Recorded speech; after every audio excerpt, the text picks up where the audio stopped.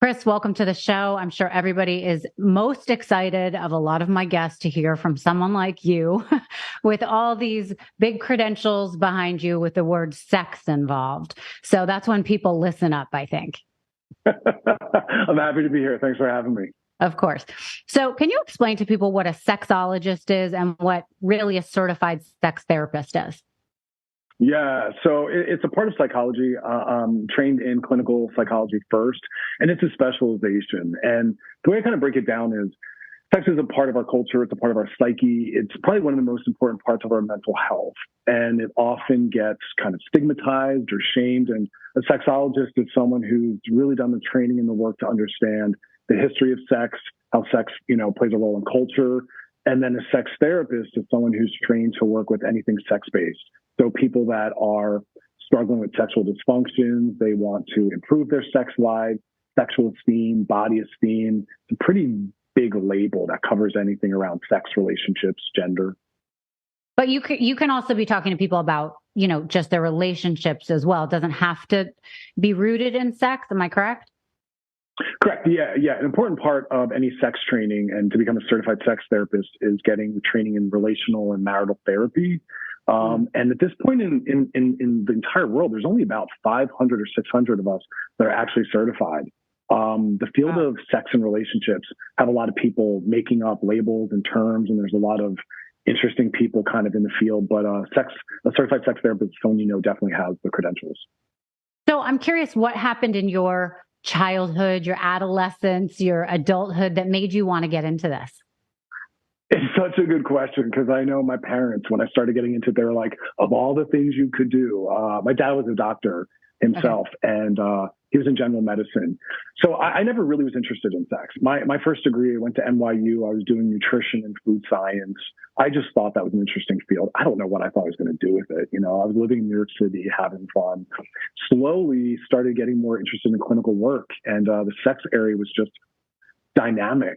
Niche market. I fell into it and then slowly started kind of doing some media stuff, and I almost got pulled into it more or less. Well, it seems like people would have so many questions about it that they want to talk to someone about. And there's so much shame that goes along with that topic where, people don't know if they're doing things right. I mean, how the hell would you really know, right? The only intimacy you have is with the partners you've been experienced with. That's right. And anytime I go anywhere, including like a dinner party, inevitably, if someone finds out what I do, someone will be like, hey, can I ask you a question really quickly? Right. Like, you immediately become the most popular person at the party, I'm sure.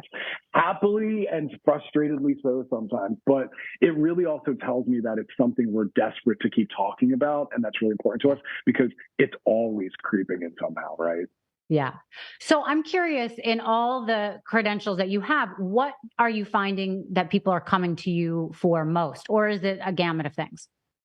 Well, right now, it's always, there's always a gamut of things, but there's a couple things that will show up based on what's going on in culture. And I would say right now, the most important thing is dating apps. My heart hurts for anyone on them because it's creating a lot of, okay, see, so what's your experience been thus far? Would you say yay or nay?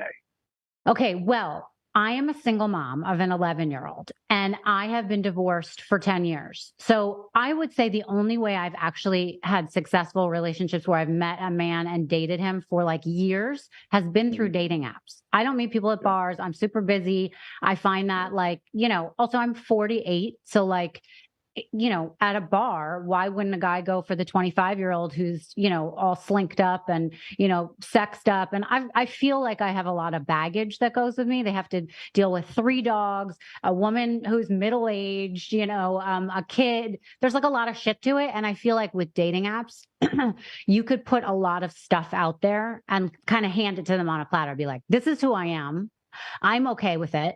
And you have to be too to fit into this pool. And if if we meet halfway and you're into this and this is what I'm serving, then we can start the conversation. But that's hard in a bar. Yeah. And it's also easy that you can sit on your couch, right? And be dating from a couch in sweatpants with like a coffee. And that's why I think dating apps are awesome. I recommend them. It's just, they've led to a lot of psychological trauma because a lot of people are encountering a lot of really bad experiences and encountering a lot of really bad people. And if you said to me, what's the one thing you wish everyone on dating apps would do? I would say take it more seriously, because there's another human being on the other end of that you're communicating with, and you're either making them feel better about sex and dating in the world, or worse. And like, let's bring a little more kindness to the whole process. There's a lot of harsh behavior. But it's interesting you say that. So first of all, I think a problem that people have on dating apps is that they represent themselves in a way that is just not true. So they'll put a picture of themselves from 10 years ago when they were a different weight, or they looked different, they didn't have any wrinkles, whatever it was, they had a different haircut. Or, they have filters on, especially women put a lot of filters on. So they get to a bar or restaurant and it's not who you sold, and I think that, I have a lot of male friends who will tell me stories about how they basically just walked out. They're like, you are not the person that I agreed to meet. And I think it's mean, of course, but I also am somebody who doesn't misrepresent who I am. So I think that there's a lot of ways you can fall into a trap, but also, another thing with dating app that I think is difficult, it's like the grass is always greener. There's way too many options. And so you can have a great conversation with someone, but if you're not engaging quickly and moving forward quickly, like, you lose that person because they're interested in someone else. Or there are people that just like to type and never leave their house, and that's a bunch of bullshit too. Don't you think? And you nailed 100%. You nailed a core theme, which is the clients I work with on dating, because that's what some people will come work with me on, is why am I not meeting anyone? What's going on in my dating life? So I will work with them on the pictures they're posting. What are they putting in their bio, right? And what is that communicating about them to the other people? Because we can't see ourselves that well. So I think it's smart to have a friend look at your bio and your pictures and say, does that accurately portray who I am and what I'm looking for? Right. But I tell them over and over and over, dating isn't about getting someone. Dating is about being as authentic as possible, hoping they are as well, so we can actually see if we're a match. So I say, what should you wear on your first date? The kinds of things you honestly like to wear.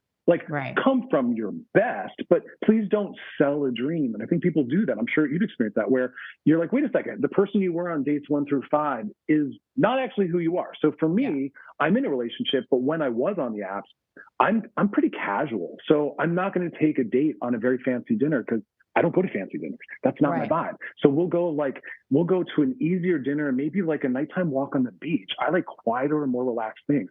I'm the kind of guy that let's go on a hike and a picnic, right? Yeah. Wear what you like to wear. Go do the kind of activities you like to do. Because as you said, misrepresentation is nasty. But what about all these sites where people are, looking for sex? I mean, they're looking for hookups as opposed to relationships. Do you think that's okay as long as they represent what they want?